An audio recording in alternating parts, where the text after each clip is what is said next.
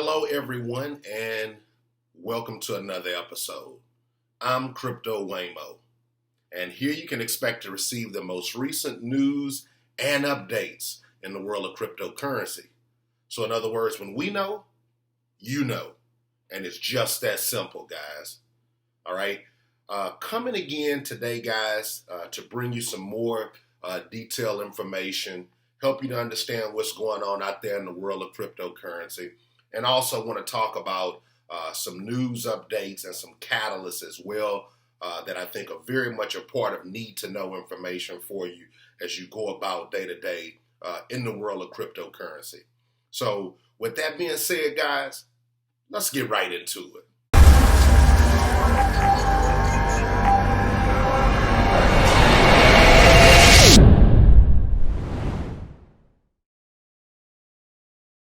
The first thing I want to do today is I want to start off by taking a look at our market standings.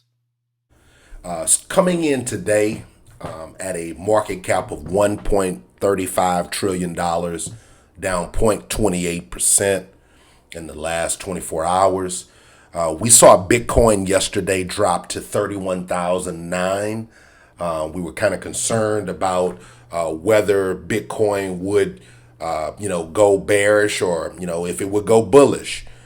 In turn, looks like, the market with not a lot of volume coming in has become pretty stagnant. So we're still waiting patiently. As I've emphasized, we look to see Bitcoin break the resistance up at 36,000.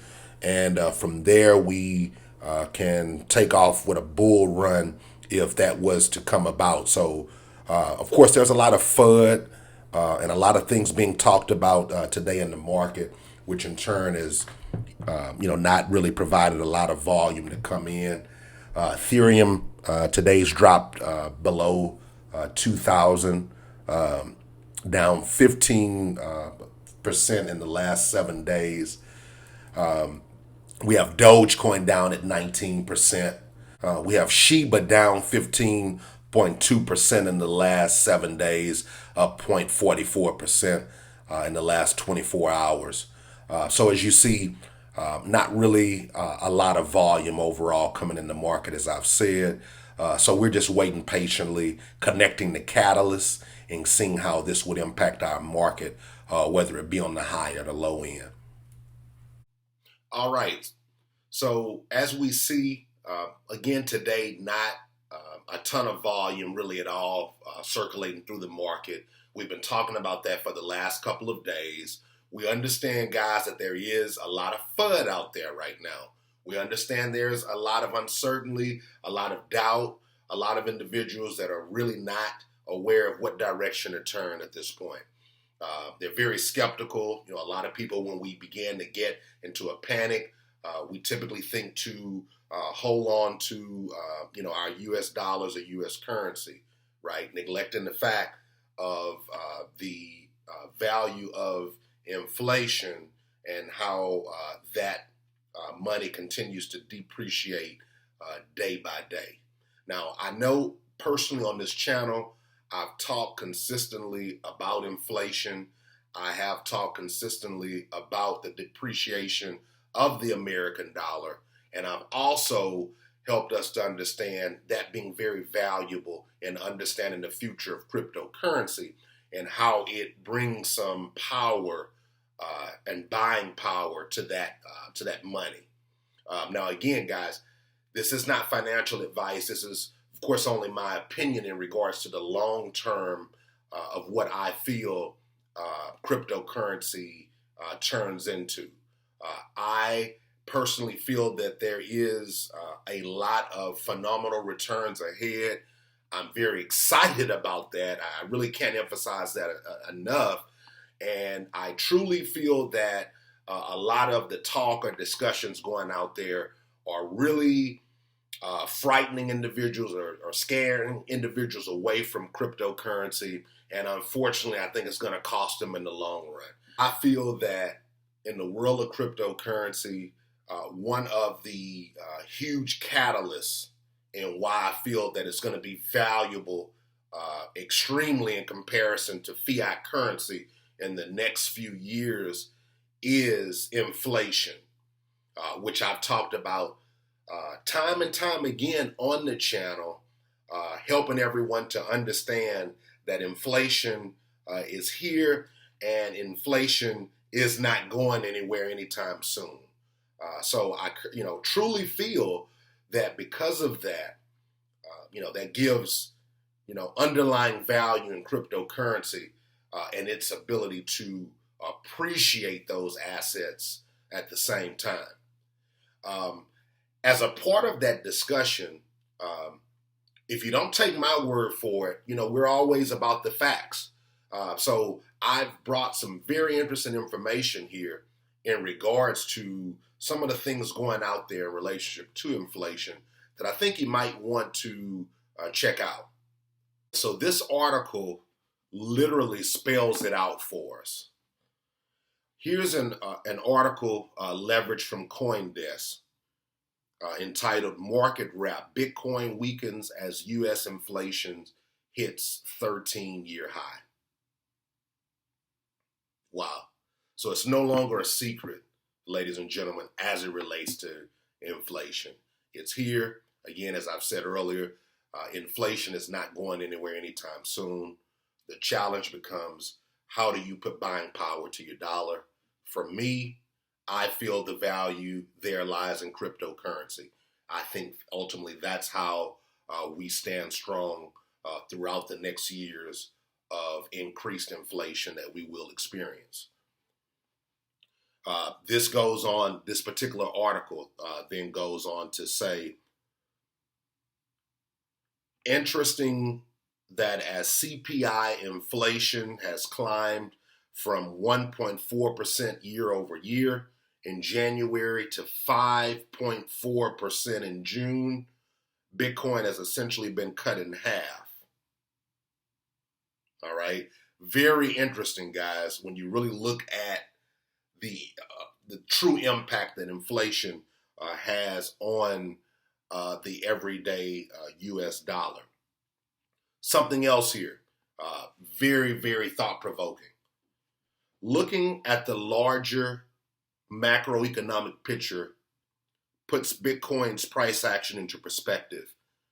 Bitcoin prices quadrupled last year as the U.S. Federal Reserve pumped trillions of freshly printed dollars into financial markets, nearly doubling in 1 year the amount of money it had created over the prior 107 years. Let that sink in for a moment. We are approaching a level of inflation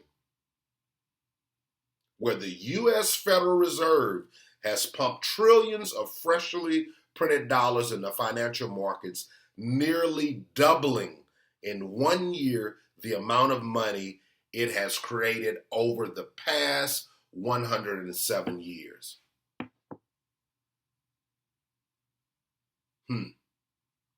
That's food for thought, guys. All right. So again, a prime example of helping us to understand where we are in regards to our financial system. Some other interesting news coming in on behalf of Wells Fargo. Wells Fargo tells customers it's shuttering all personal lines of credit. Have you guys heard about this? This, guys, is not good news as it relates to our overall financial system.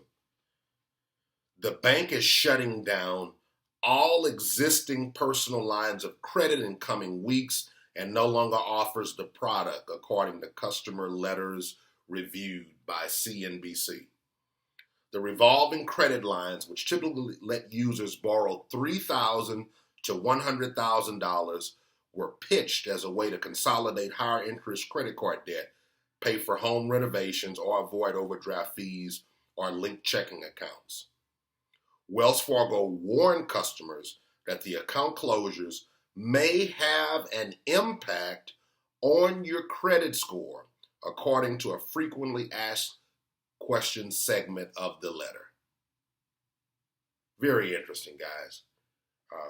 When I gathered this news, for me, first and foremost, I felt, for the individuals of Wells Fargo. For me, guys, this is something that kind of pushed me back, and it goes to the conversation that we talk about as far as the U.S. dollar, financial institutions, guys. The economy is just not in the place that it was 2 years ago, and there are some repercussions for that. And a lot of those repercussions are ahead of us. So, we have to ensure that in situations like this, that we find ways to protect our buying power, right? If the financial institutions are, beginning to, interfere with credit lines and things like that, that speaks, guys, to ultimately where we are in our financial system. There's really no other way, that we can really see or view that. And because of that, I think this is another example of, why cryptocurrency is so valuable moving over to a decentralized market, right? Which allows us to effectively process loans, insurance, right? Having the ability to borrow against our tokens. And a lot of the things that we typically do in a more traditional environment, but in a more decentralized way. And I think these opportunities, become more valuable as we see examples of financial institutions doing things such as this, interfering with lines of credit and funding, and even potentially having the customer to, be at credit risk. These are examples, if they continue on, that I think lead us into a more vivid road of cryptocurrency, and the conviction of recognizing that cryptocurrency, may be in some degree a solution to a lot of these financial banking situations that are now currently attempting to be ironed out. Flipping the coin to the other side, I want to also talk about some catalysts that I think bring good news to the market in the weeks of things being very stagnant and very minimal volume coming into the market. I think more than ever it's important that we stick to the catalysts and identify things that are ahead that help to bring more value in our commitment to understanding that. I want to touch briefly on mainstream adoption. I know that we talk about it time and time again. That's going to always be one of the probably most specific points that we'll make on the channel, because we understand that based on the research, based on the value of cryptocurrency, mainstream adoption is on its way. At this point, I don't really think that you logically can deny that. It's just a matter of when. No one can pinpoint or circle a day on the calendar or a year and say, hey, at this point, mainstream adoption goes green light. But what we do see is day to day, more and more examples of mainstream adoption being implemented in some areas. And in turn, the financial institutions, just as we are keeping a close eye out on this. And I think it, again, as I mentioned, helps to dictate next steps. So it's very, very important that we emphasize, the strides that are taking place behind the scenes as well, with, different institutions beginning to accumulate and embrace the structure of cryptocurrency. This article goes to Visa.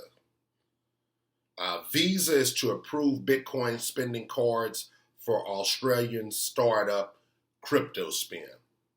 Crypto debit cards continue to catch on as an Australian digital asset startup gets approval from Visa to release a spending card down under. All right, good news for Australia. Global payment giant Visa is moving forward with its commitment to digital currency adoption, approving the issuance of a new Bitcoin debit card in Australia. CryptoSpin co-founder Andrew Gretsch said that the card will give Australians a way to cash out their Bitcoin profits as opposed to selling the cryptocurrency, stating, "Spending it directly is a more convenient way of selling. If the market is green, someone would say it's time to spend some of my profits. On the other side of the fence, another person might say it's going to keep going up. I'll hold on to it. But we have seen more spending volume when the price is going up." And this goes on the heels of Visa reporting over $1 billion in crypto spending in the first half of 2021.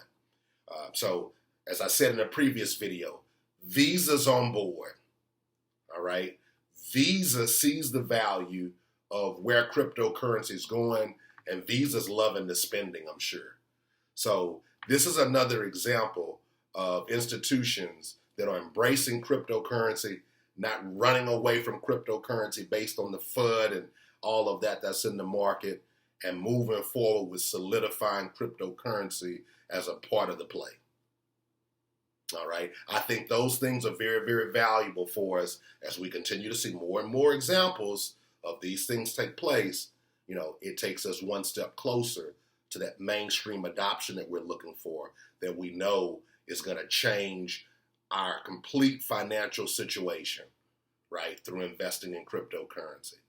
So these are just other examples that I think that it's important for you to keep an eye on, so that way we make educated decisions in the world of cryptocurrency day to day. Guys, this is the information that I have for now. Hopefully this information was valuable to you. Hopefully this information is something that you can do something with. Please feel free to like, share, and comment on this particular post.